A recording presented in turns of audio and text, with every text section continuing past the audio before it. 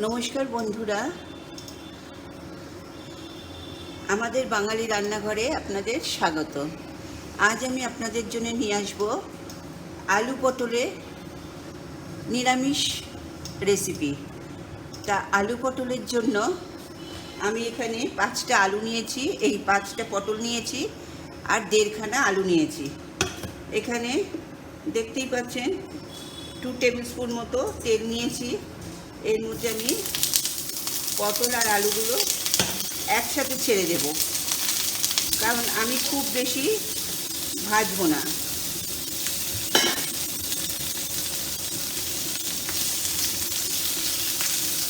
Just কালারটা change হবে।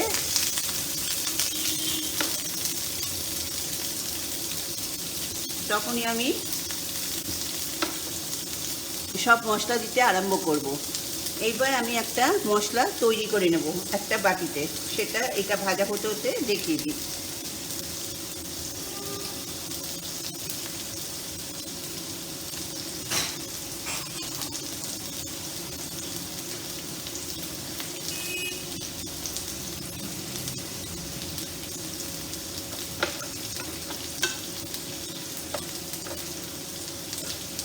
এই একটা ছোট্ট বোল নিলাম,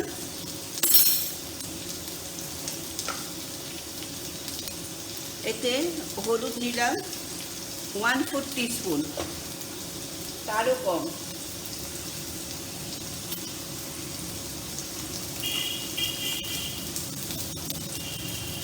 হাফ টিস্পুন মতো কাশ্মীরি শুকনো লঙ্কা,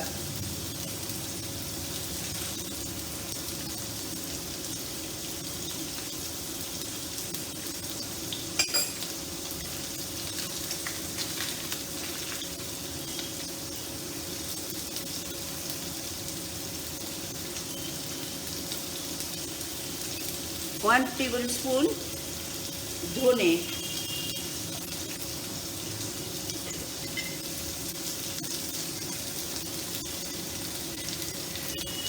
আর হাফ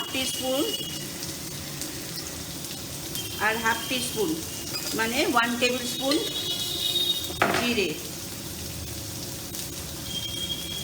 আর দেব ঘরে পাতা টক দই 1 টেবিল স্পুন, 2 টেবিল স্পুন।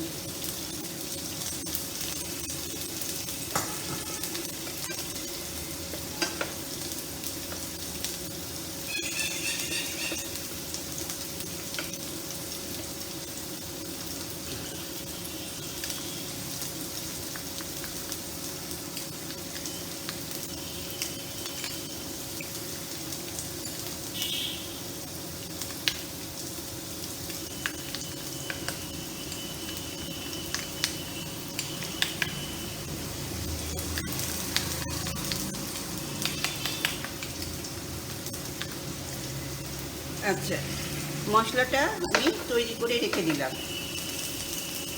তাতে আছে জিরে 1 টেবিল স্পুন, ধনে 1 table spoon, 1 table spoon Kashmiri শুকনো লঙ্কা, আর 1/4 টিস্পুন হলুদ, আর 2 টেবিল স্পুন মতো টক দই। তাহলে এটা আমি সাইডে সরিয়ে রেখে দিলাম।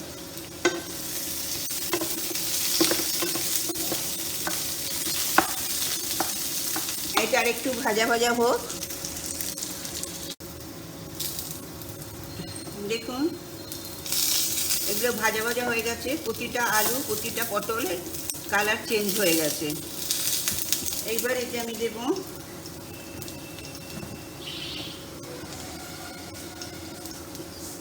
গোটা জিরে ফোড়ন, হাফ টিস্পুন মতো আমি গোটা জিরে দিলাম। দেখতেই পাচ্ছেন গোটা জিরে।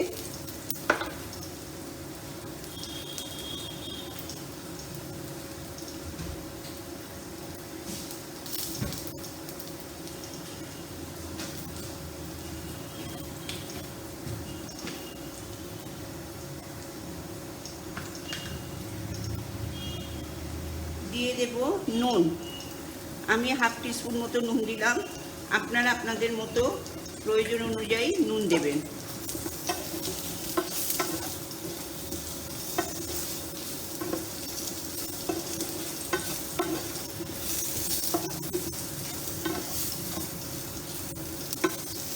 এবার এতে দেব মশলাটা, যেই মশলাটা আমি বানিয়েছিলাম সেই মশলাটা দিয়ে দিলাম।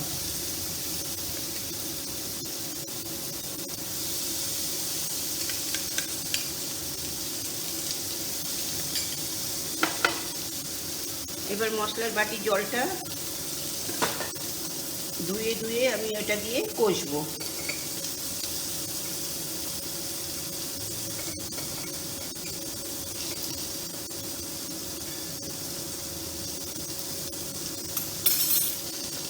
একটু জল দেব, মশলাটাকে মাখাবো।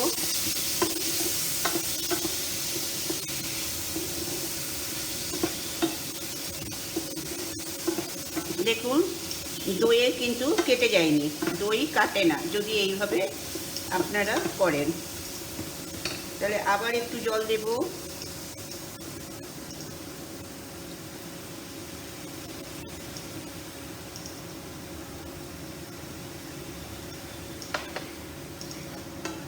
তেল বেরিয়েছে, কিন্তু যাতে হলুদের কাঁচা গন্ধটা না থাকে বা মশলার গন্ধ সেই রকম উগ্র না হয়, সেই জন্যে এটাকে দুবার হলো আর দুবার আমি কষবো।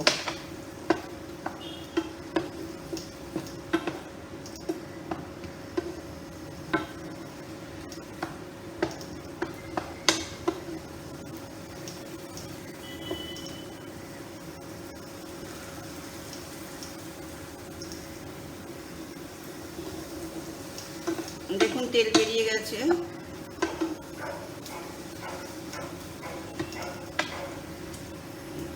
চারবার কষলাম।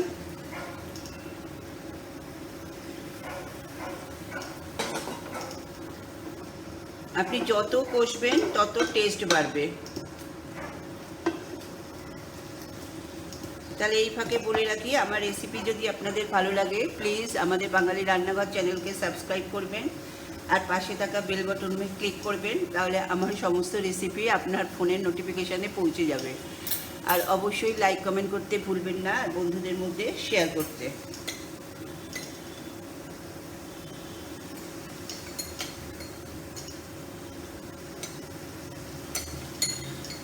এই পটল আলু আপনি গরম ভাতের সাথে খেতে পারবেন, রুটির সাথে খেতে পারবেন, পরোটার সাথে খেতে পারবেন।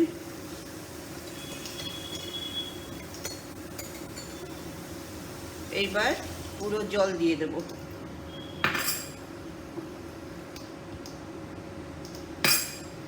আর একটু জল দেব।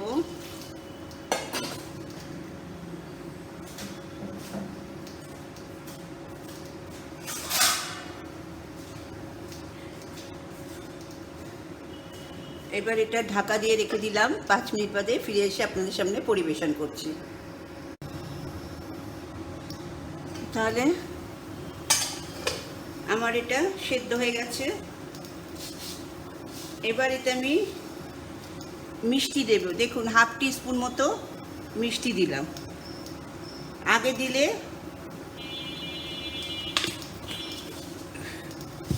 আলু পটলগুলো সেদ্ধ হতো না, ওই জন্য এখন দিলাম।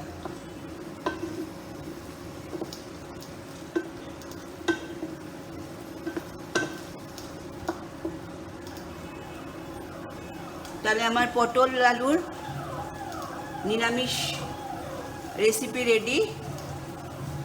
এবার আপনাদের সামনে পরিবেশন করব। ইন্ডাকশন অফ করলাম, 1 মিনিট স্ট্যান্ডিং টাইমে দিলাম, নামালাম।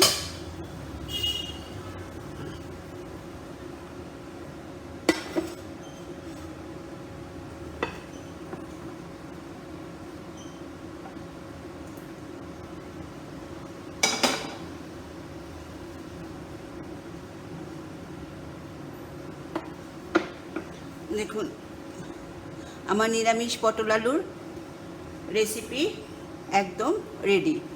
তাহলে আজ আসি, নমস্কার।